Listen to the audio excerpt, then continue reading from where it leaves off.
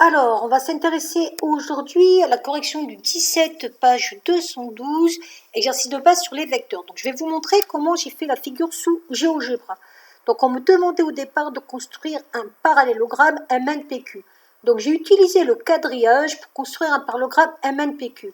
Alors, comment j'utilise le quadrillage d'une façon très simple?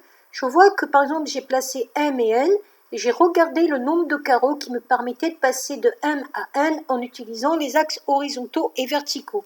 Donc là, je me suis déplacée de 2 vers le haut et de 3 vers la droite. Donc je vais partir pareil du point Q, me déplacer de 2 vers le haut et de 3 vers la droite. Ça, c'est une façon très facile de construire des parallélogrammes quand on a un quadrillage. Après, on me disait que I était le milieu de NP, donc ça, il n'y a pas de problème. Et on me disait que M', c'était l'image du point M par la symétrie centrale de centre N. Donc je vous rappelle que faire une symétrie centrale, ça ne veut rien dire d'autre que considérer que N va être le milieu du segment construit. Ou encore dire que on va faire un demi-tour de 180 degrés autour de N pour arriver au point M'.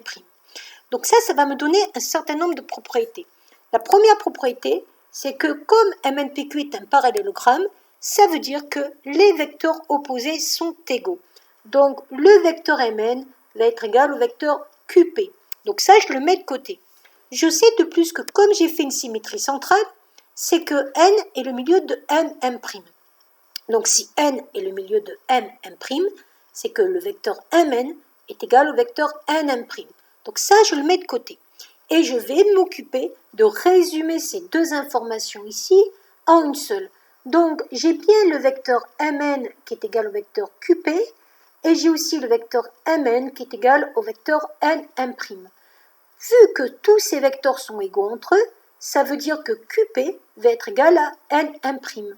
Donc si QP est égal à Nm', ici présent, donc QP va être égal à Nm', c'est que le quadrilatère qui a été formé par ces deux vecteurs, ces représentants des deux vecteurs, est un parallélogramme. Vous faites très attention à l'ordre.